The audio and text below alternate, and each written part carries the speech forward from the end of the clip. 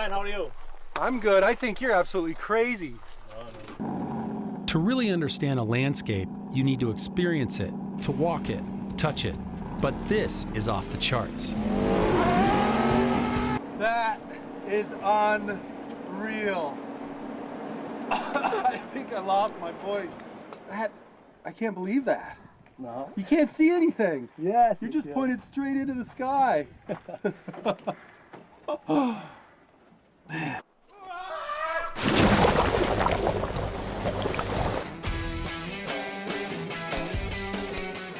I have complete confidence in Alan. Confidence in my own ability, not so much.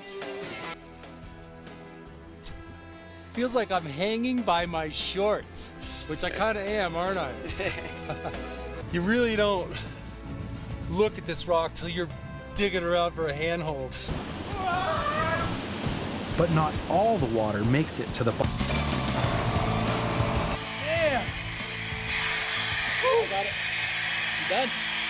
No, I want to work the rest of the day. Okay. Probably got 20 seconds.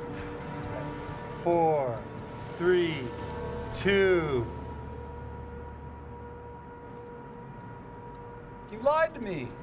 Oh, I was wrong. We had about a minute and a half. Ah, come on. Should I be plugging? Whoa! It keeps going. You heard the delays there. Yeah. But Yeah. then you could feel the shockwave go out the tunnel and back in. Yeah, you bet. Woo, I gotta go change my pants now. Let's go check out and see what one of these blasts can remove. And we add just a little bit of meltwater into it. This is what happens. Whoa! And that's the explosive power of water. When it turns to steam, it expands 1,600 times the original size. And it's that pulverized that ash, sending it high into the atmosphere and all over Europe, shutting down international travel.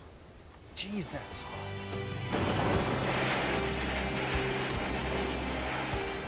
A mineral present in sand grains with the quality of being extremely stable. What I really love about geology is that you can pick up just, let's say, a handful of sand here. And you can take that single grain and you can zoom into that and get a whole story of not only when this formed, as these rivers removed more and more off the top of these mountains, bringing this up from hundreds of kilometers deep, finally getting it to the surface. There's so much information into one of these grains of sand. And yet, that's almost the biggest thing we have when we go back billions of years to figure out what happened to things in Rodinia, or farther back to Colombia, or farther back to the beginning of the Earth itself.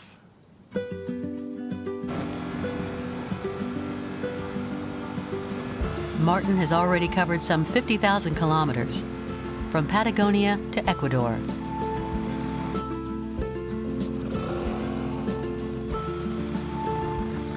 He's collected more than 8,000 samples from almost every river across the continent.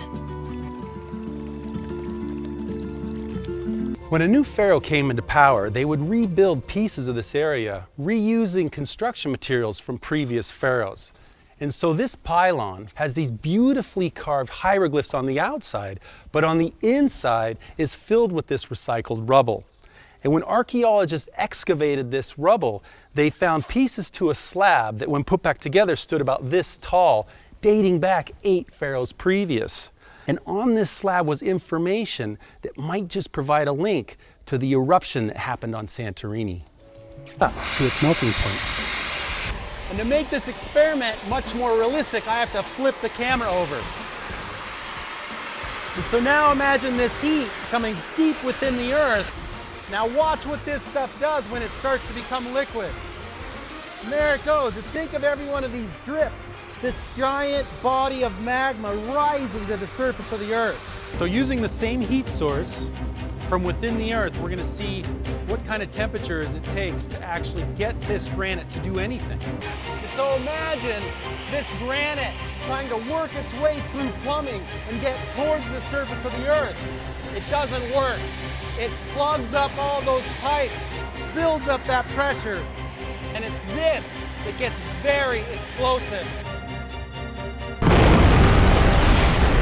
So here we can actually see those ash falls. And since we see these large boulders, we can tell that this was a very volatile eruption. The climate here is quite harsh, so extremely strong winds. You'll notice almost no trees. So even these grapevines are grown specially close to the ground. So here we have our pizza chef, Luciano, and he's gonna be making a pizza crust. And it's my goal to make it like continents. We're gonna show you a little demonstration here. We want a lot of tomato sauce for this demonstration. Okay, now it's time for the mozzarella. Okay, here we go. The African continent. So there we go. Africa is complete. Now, time for the oven. And wow, you can instantly see the heat baking that pizza. We actually need to tear off this crust, and that's because the surrounding ocean has a very thin crust beneath that ocean. So I'm gonna tear that off. Good pizza. As we bring them together, you can see the African oceanic plate begins to go beneath Europe. And this is a process that we call subduction. They're starting to boil so quickly that they're forming pressures right underneath the ground level. And so they get to a pressure like this, and finally just boom, they explode, leaving this giant crater in the earth. And so what we're doing is with this plastic tub is we're simulating a loaded cargo ship.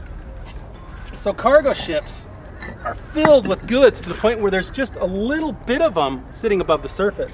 So we really don't know what's gonna happen. It could go down because of the density change. It could go up because of that vertical water flow coming up, or it could just tip over on the edge of the bubble. Ready to do this? I'm ready. All right. So I've now positioned the tug right out here in safety. And now we wait.